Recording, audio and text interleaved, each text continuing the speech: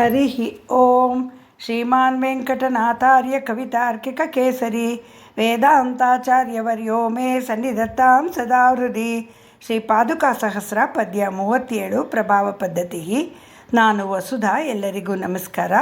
ಈ ದಿನದ ಪದ್ಯ ಹೀಗಿದೆ. ಭಕ್ತಿ ಪ್ರಹ್ವಪುರ ಪ್ರಭಂಜನ ಜಟಾ ವಾಟಿ ಸ ನೀಡಸ್ಫುರ ಚೂಡಾರಗ್ವದವಾಸನ ಪರಿಮಳಸ್ತ್ಯಾನೇ ಸ್ತುಮಪಾದುಕೆ ರಂಗಕ್ಷೋಣಿ ಮೃದಂಗ್ರಿ ಪದ್ಮಯುಗಳೀ ಪೂರ್ಣ ಪ್ರಪತ್ತೇ ಫಲಂ ನಿಶ್ಚಿನ್ವಂತಿ ವಿಪಶ್ಚಿತಶ್ಯ ಮದನಾಃ ನಿತ್ಯಂ ಯದುತ್ತಂಸನಂ. ತ್ರಿಪುರಾಸುರನನ್ನು ವಧಿಸಿದ ಶಿವನು ಭಕ್ತಿಯಿಂದ ಭಾಗಿ ಶ್ರೀಮನ್ನಾರಾಯಣನಿಗೆ ನಮಿಸಿದಾಗ ಅವನ ಜಟೆಯನ್ನು ಅಲಂಕರಿಸಿದ ಕಕ್ಕೆ ಹೂವಿನ ಪರಿಮಳವು ಭಗವಂತನ ಪಾದ ಪದ್ಮಗಳನ್ನು ಆವರಿಸಿ ಸುವಾಸನೆ ಬೀರುವಂತೆ ನಾವು ಭಕ್ತಿಯಿಂದ ನಾರಾಯಣನ ಪಾದಗಳಿಗೆ ನಮಿಸುತ್ತೇವೆ. ಇಂದ್ರಿಯಗಳನ್ನು ಅಡಗಿಸುವ ಶಕ್ತಿಯುಳ್ಳ ಮಹಾತ್ಮರು ಸಂತರು ಯಾವ ರಂಗನಾಥನ ಅಡಿದಾವರೆಗಳನ್ನು ತಲೆಯ ಮೇಲಿಟ್ಟುಕೊಂಡು ತ್ರಿಕರಣ ಶುದ್ಧಿಯಿಂದ ಪರಿಪೂರ್ಣ ಶರಣಾಗತಿ ಮಾಡುತ್ತಾರೋ ಅವರು ಪೂರ್ಣ ಫಲವನ್ನು ಪಡೆಯುತ್ತಾರೆ.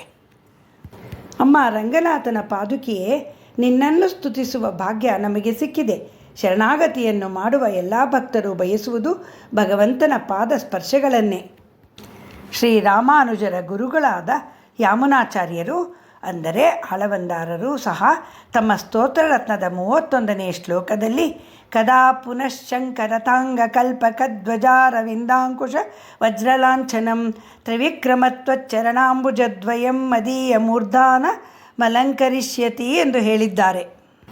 ಭಕ್ತರಿಗೆ ಭಗವಂತನ ಪಾದಗಳನ್ನು ತಲೆಯ ಮೇಲೆ ಹೊತ್ತು ತಿರುಗುವ ಆಸೆ. ಎಂತಹ ಪಾದಗಳು ವರ್ಣಿಸಿದ್ದಾರೆ ಆಳವಂದಾರರು. ಶ್ರೀಚಕ್ರಾಂಕಿತ ಪಾದಗಳು, ವಜ್ರಲಾಂಛನವುಳ್ಳ ಪಾದಗಳು, ಪದ್ಮರೇಖೆಯುಳ್ಳ ಪಾದಗಳು, ಶ್ರೀಯಪ್ಪತಿಯ ಪಾದಗಳು. ತ್ರಿವಿಕ್ರಮನಾಗಿ ಸರ್ವವ್ಯಾಪಕತ್ವವನ್ನು, ಸರ್ವಾಶ್ರಯಣೀಯತ್ವವನ್ನು, ಸರ್ವರಕ್ಷಕತ್ವವನ್ನು ತೋರಿದ ದಿವ್ಯ ಪಾದಗಳು. ಇನ್ನೊಂದು ರೀತಿಯ ಭಕ್ತರು ಇದ್ದಾರೆ, ಮಧುರಕವಿ ಆಳ್ವಾರಂಥವರು.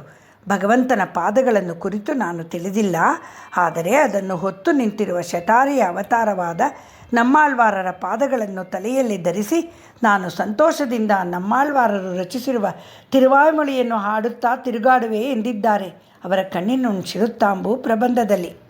ನಾವಿನಾಲ್ ನಾವಿತ್ತು ಇன்பமெய்தினேன் ಮೇವಿನೇನ್ ಅವನ್ ಪೊನ್ನಡಿ ಮೈಮೇಯ್ ತೇವು ಮತ್ತರಿಯೇನ್ ಕುರುಹೂರ್ ನಂಬಿ ಪಾವ ನಿನ್ನಿಶೈ ಪಾಡಿ ತಿರಿವನೇ ಎಂದಿದ್ದಾರೆ.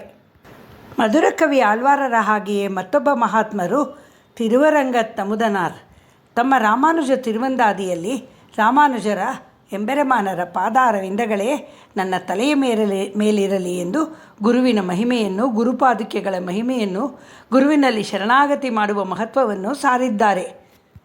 ಅಂಗಯಲ್ ಪಾಲ್ವಯಲ್ ತೆನ್ನರಂಗನ್ ಅಣಿಯಾಹಮನ್ನುಂ பங்கைய மாமலர் பாவையை பூத்துதும் பத்தியெல்லாம் தங்கியதென்ன அத்தளைத்து நெஞ்சே நம் தலைமிசையே பொங்கிய கீர்த்தி ராமானுஜனடி பூமன்னவே ರಾಮಾನುಜನಡಿ ಪೂಮನ್ನವೇ. ಈ ಗುರುಭಕ್ತಿಗೇನು ಹೇಳುತ್ತೀರಾ? ಇನ್ನೂ ಕೆಲವು ಶರಣಾಗತರನ್ನು ನೋಡೋಣ. ಭರತನ ತ್ರಿಕರಣ ಶುದ್ಧ ಶರಣಾಗತಿಗೆ ಸಿಕ್ಕಿದ್ದು, ಅವನ ಅಪವಾದ ಕಳೆದದ್ದು, ಮನದ ದುಗುಡ ನೀಗಿದ್ದು ಪಾದರಕ್ಷೆಗಳೇ. ಆಕಿಂಚನ್ಯದಿಂದ ಪರಿಪೂರ್ಣವಾದ ಶರಣಾಗತಿ ಮಾಡಿ ಬಲಿಚಕ್ರವರ್ತಿ ಕೇಳಿದ್ದು, ಭಗವಂತ ನಿನ್ನ ಪಾದವನ್ನು ನನ್ನ ತಲೆಯ ಮೇಲಿಡು ಎಂದು. ಇನ್ನು ರಾವಣನೋ ಸೀತೆಗೆ ಮಾತ್ರ ಶರಣಾಗತನಾದ, ಶೂರ್ಪಣಖಿಯೋ ರಾಮನಿಗೆ ಮಾತ್ರ ಶರಣಾದಳು. ರಾವಣ ರಾಮನ ಕೈಲಿ ಹತನಾದ, ಶೂರ್ಪಣಖಿ ಲಕ್ಷ್ಮಣನ ಕೈಲಿ ಕಿವಿ ಮೂಗು ಕಳೆದುಕೊಂಡಳು. ಲಕ್ಷ್ಮೀ ನಾರಾಯಣರಾದ ರಾಮ ಸೀತೆ ಇಬ್ಬರಿಗೂ ಶರಣಾಗತಿ ಮಾಡಿದ ವಿಭೀಷಣನಿಗೆ ದೊರೆತದ್ದು ಅಪಾರ ಸಕಲ ಸೌಭಾಗ್ಯಗಳು. ಇನ್ನು ಆಂಜನೇಯ ಸ್ವಾಮಿ ಧರ್ಮ, ಅರ್ಥ, ಕಾಮ, ಮೋಕ್ಷ ಯಾವುದನ್ನೂ ಬಯಸಲಿಲ್ಲ. ರಾಮನ ಪಾದಗಳು ನಡೆದಾಡಿದ ಭೂಮಿಯ ಮೇಲೆ ಅವನ ಭಕ್ತರ ಚರಣ ಧೂಳಿ ಇರುವ ಸ್ಥಳಗಳಲ್ಲೇ ಇರುತ್ತೇನೆ ಎಂದು ಶ್ರೀಮನ್ನಾರಾಯಣನ ಜೊತೆ ವೈಕುಂಠಕ್ಕೆ ಹೋಗುವ ಅವಕಾಶವನ್ನೂ ತ್ಯಾಗ ಮಾಡಿದ ಮಹಾಭಕ್ತ. ಇನ್ನು ಭಗವಂತನ ಗುಣಾನುಭವವೇ ಪ್ರಧಾನವಾಗಿ ಉಳ್ಳ ತಿರುವಾಯ್ಮೊಳಿಯಲ್ಲಿ ನಮ್ಮಾಳ್ವಾರರು ಪುಹಲಿಲ್ರಾನ್ ಅಡಿಯೇನ್ ಉನ್ ಅಡಿಕ್ಕೀಳೆ ಅಮರ್ಂದು ಪುಹಂದೇನೆ ಎಂದಿದ್ದಾರೆ. ಇನ್ನು ಭಗವದ್ ರಾಮಾನುಜರು ತಮ್ಮ ಶರಣಾಗತಿ ಗದ್ಯದಲ್ಲಿ ಭಗವಂತನ ಪಾದಗಳಲ್ಲಿ ಅನವರತ ನನ್ನ ಮನಸ್ಸಿರಲಿ ಎಂದು ಲಕ್ಷ್ಮೀದೇವಿಯನ್ನು ಕೇಳಿಕೊಳ್ಳುತ್ತಾರೆ. ಅದಕ್ಕೆ ತಾಯಿ ಮಹಾಲಕ್ಷ್ಮಿಯು ಶರಣಾಗತಿಯಿಂದ ನಿನಗೆ ಬಯಸಿದ್ದೆಲ್ಲ ಸಿಗಲಿ ಎಂದು ಆಶೀರ್ವಾದ ನೀಡುತ್ತಾಳೆ. ಯದ್ಯದಾಚರತಿ ಶ್ರೇಷ್ಠ ತತ್ತತಿತರೇ ಜನಾಃ ಎಂಬಂತೆ ಶ್ರೀ ವೇದಾಂತ ದೇಶಿಕರು ಸಂತರು, ಭಕ್ತರು, ಯೋಗಿಗಳು, ಜ್ಞಾನಿಗಳು ಭಗವಂತನ ಪಾದದಡಿಯಲ್ಲಿ ಆಶ್ರಯವೇ ಶರಣಾಗತಿಯ ಪೂರ್ಣಫಲ ಎಂದು ಹೇಳಿ ಅದೇ ದಾರಿಯಲ್ಲಿ ನಡೆದು ತಾವು ಅದನ್ನೇ ಆಚರಿಸಿ ನಮಗೂ ಜ್ಞಾನದ ಬೆಳಕನ್ನು ಚೆಲ್ಲಿದರು.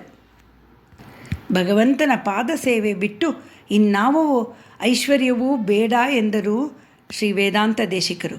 ಅವರ ಸಹಪಾಠಿಗಳಾದ ಶ್ರೀ ವಿದ್ಯಾರಣ್ಯರು ವೇದಾಂತ ದೇಶಿಕರ ಪ್ರಖರತೆಯನ್ನು ಪಾಂಡಿತ್ಯವನ್ನು ನೋಡಿ ಬಡತನದಲ್ಲಿ ಏಕೆ ಕಷ್ಟಪಡುತ್ತೀಯಾ, ವಿಜಯನಗರದ ಸಾಮ್ರಾಜ್ಯದ ರಾಜ ಪುರೋಹಿತನಾಗು ಎಂದು ಹೇಳಿ ಕಳಿಸಿದಾಗ ಅದನ್ನು ತಿರಸ್ಕರಿಸಿ ನನಗೆ ನನ್ನ ಹಿರಿಯರ ಆಸ್ತಿಯಾದ ಶ್ರೀ ವರದನ ಪಾದವೇ ಸಕಲ ಐಶ್ವರ್ಯ ಎಂದು ಹೇಳಿ ವೈರಾಗ್ಯ ಪಂಚಕ ಎಂಬ 5 ಅದ್ಭುತ ಶ್ಲೋಕಗಳನ್ನು ಬರೆದು ವಿದ್ಯಾರಣ್ಯರಿಗೆ ಕಳಿಸಿದರೆ ವಿನಃ ಅವರು ರಾಜಪುರೋಹಿತನಾಗಿ ಹೋಗಲಿಲ್ಲ.